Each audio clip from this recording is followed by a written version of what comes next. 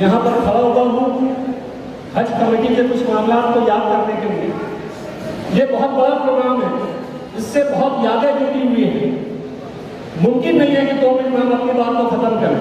मैं बहुत इख्तिसार के साथ अपनी बात को आपके सामने रखता हूँ कि इस शहर में हाजी शब्बीर अहमद हाजी गुलाम रसूल को कोई भुला नहीं सकता। उनका ख्वाब था हज कमेटी। जब वो रियासती हज कमेटी के मेंबर हुए, उनकी तजवीज़ पर रियासती हज कमेटी में जिला हज कमेटी बनाने का मंसूबा बनाया गया। और आप अब इस शहर में देखा कि खुशामदपुरा में उन्होंने अपने घर में हज कमेटी का क़याम अमल में लाया। उस वक्त के वज़ीर तालीम सलीम ज़करिया साहब और रियासती हज कमेटी के चेयरमैन मोहतरम सलीम ज़करिया साहब ने उसका इफ्तिताह किया। लेकिन कोई नहीं जानता था कि इतने बड़े काम की भी शहर में मुखालफत हो। मैं पहली मरतबा आप लोगों के सामने इस बात को रख रहा हूँ कि जब सलीम ज़करिया साहब वापस गए और ये मंसूबा मीटिंग में आना था कि पूरी रियासत में जिले हज कमेटियों का क़याम होना है, हाजी शब्बीर अहमद साहब उस वक्त बम्बई में मौजूद थे। उन्होंने मुझसे कहा कि आप मीटिंग में चले जाओ, मेरे नुमाइंदे की हैसियत से। मैंने उनसे कहा कि आपका इस मीटिंग में रहना बहुत ज़रूरी है। उन्होंने कहा कि कोई ज़रूरत नहीं है, इतना बड़ा मकसद है, पूरी रियासत में जिले हज कमेटियाँ बन रही है, कोई इसकी मुखालफत नहीं करेगा।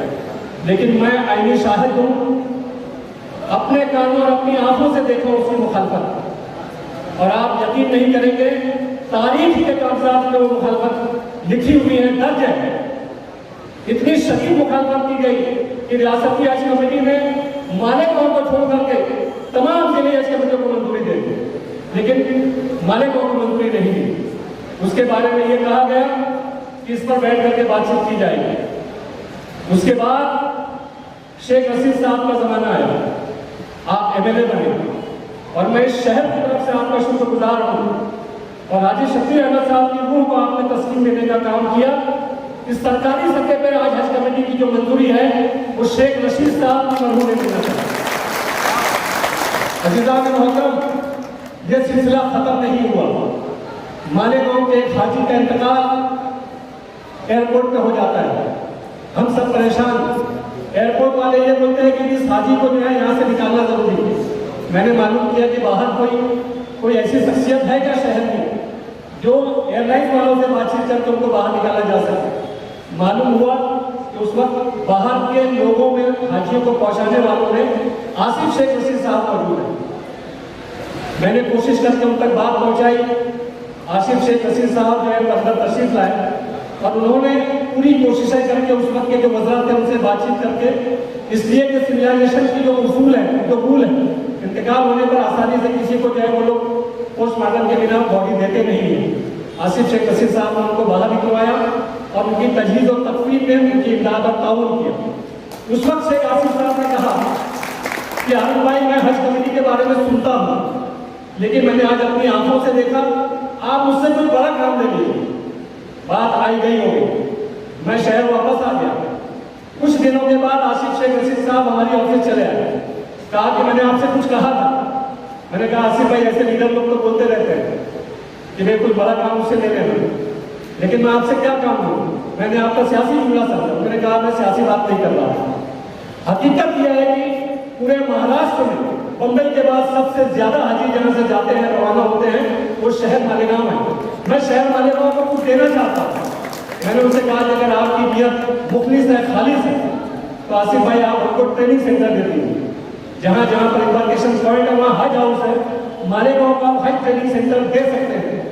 मेरी कमेटी इस बात की गवाह है कि हमने उसमें कुछ नहीं किया, कोई कागजी कार्रवाई नहीं की, हमने कोई भाग दौड़ धूप, हमने कोई मुशक्कत नहीं करी। और आसिफ शेख रशीद साहब ने, शेख रशीद साहब की मामले से उस वक्त की सदर बल्दिया मोहतरमा ताहिरा शेख रशीद साहबा की कोशिशों से आज इस शहर में हज कमेटी का पूरा ऑफिस जो बना हुआ है, जो हमको दिया है, ये पूरे महाराष्ट्र में एक ही ऑफिस है, वाहिद ऑफिस है।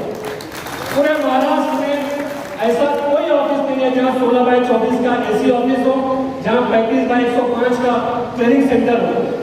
मैं इस मौके पर शेख रशीद साहब और उनके खानवादे का दिलखुशूस शुक्रिया अदा करता हूँ और इस बात का एतराफ़ भी करता हूँ कि बहुत सारे कामों की सूची अखबारात की ज़िम्मत नहीं बनी, बहुत सारे काम अखबार में नहीं छपे, कभी लोगों के बीच उसका तस्करा, उसका जिक्र नहीं हुआ।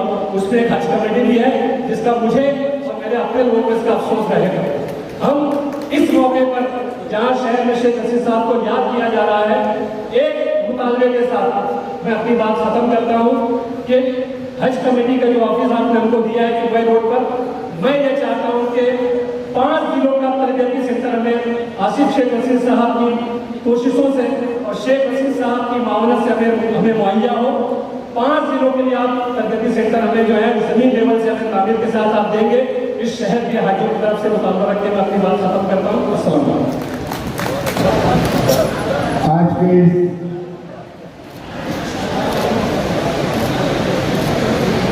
इस्तिकबालिया प्रोग्राम के सदर मोहतरम, हमारे अपने साथी डॉक्टर सुधीर साहब अलग अलग जमात से आए थे। मैं जो देख रहा हूँ करीब करीब यहाँ पर इंचर बिरादरी भी है, अंसारी बिरादरी भी है, शेख सैयद पठान मेमन खाकी मंसूरी, हर एक बिरादरी से जो ताल्लुक रखने वाले जो बिरादरान है इस प्रोग्राम के अंदर सभी आए और साथ साथ में सभी अलग अलग मजहबी तहजीब के लोग हैं। वहीं अलग अलग पार्टी के लोग भी आए, इसलिए क्योंकि ये सियासी जलसा नहीं है, सियासी इस्तेमाल का प्रोग्राम नहीं है और मैं भी ऐसी कोई सियासी तकरीर नहीं करने वाला और वैसे बहुत ज्यादा बोलने नहीं वाला। अभी मैंने देखा मेरे साथ में एजाज उमर भाई थे, करीम भाई थे और लोग थे अग्रेशन भवन में, वहां भी फिर दादा हुसैन के लोग छोड़ के सब पार्टियों के लोग आए थे और जैसे उनकी भी ये लगी हुई थी उसके बाद की, और वहां के भी हिंदू समाज में भी हर समाज के पाटिल भी थे, माड़ी भी थे, भौसाल भी थे, सोनार भी थे, मोची भी थे, बौद्ध भाई भी थे, अलग अलग अलग समाज के 700-800 लोग आगे और जो जो लोग मेरे साथ जैनुद्दीन भाई के साथ नगर से जो लोग साथ में चले वैसे सब लोग उसमें सुनील गायकवाड़ भी थे, नटू काका भी थे, आरपीआई के किलोगढ़ भी थे, कांग्रेस के जिला अध्यक्ष भी थे, उधर के राष्ट्रवादी के सब जिम्मेदार थे। बोलने का मतलब किसी ने जो शक्ल यहाँ दी वही चीज वहां दी। किसी ने जब मेरा दावतनामा गया उनको भी आसिफ भाई ने लोग मेरे लोगों को लगा करके वहां दावतनामा जब दिया तो किसी ने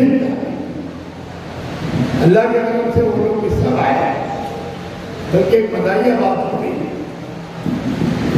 कि गायकवाड़ साहब बोलिए कि आप अगर चाहो तो मुझे खासदारी हमारा फायदा हो जाएगा, बिजली का फायदा हो जाएगा, तो मैंने एक तय कर लो कि सभी पार्टी का मेरे को उम्मीदवार बना दो, तब तक फायदा हो जाएगा।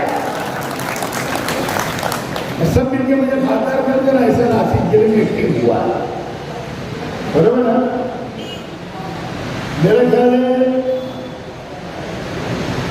जो वज्जर के अंदर जो कंपनी आई है, नाम जरा भूल रहा हूँ, एशियन कंपनी जो आई है, उस टाइम सब पार्टी के लोगों ने, कम्युनिस्ट से लेके कांग्रेस, राष्ट्रवादी, उस जमाने की जितनी पार्टियां थी, और उन्होंने वादा किया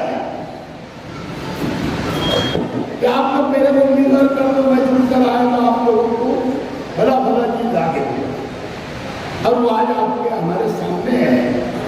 नासिक शहर की जो तरक्की है वो कंपनी और एमआईटी, तो वो बात वहां हुई है, वो तो मजाकिया बात भी थी, इसके लिए मैंने भी थोड़ा मजाकिया बात कर दिया। बहरहाल जो आप लोगों ने मेरे अपने कामों की सराहना की, मैंने भी कभी भी कोई भी पार्टी का आया, कोई भी समाज का आया, कोई भी मजहब का आया, कोई भी तंजीम का आया, काम लेकर आया, काम हो सकता है तो करके लेंगे, और अल्लाह ने उसके अंदर मुझे हर चीज में कामयाबी दी, बहुत ज्यादा नहीं बोलते हुए, क्योंकि अब कल बोलना है रोड के बाजू में 14 तारीख को बोलना है। इसके लिए मैं इतना ही बोलूँगा, सब लोग आए, तमाम तंजीमें आई, तमाम पार्टी के मानने वाले आए, मैं सभी लोगों को मेरी ओर से, मेरे परिवार की ओर से, राष्ट्रवादी कांग्रेस की ओर से आप तमाम लोग का बहुत बहुत तहे दिल से शुक्रिया अदा करता। शुक्रिया।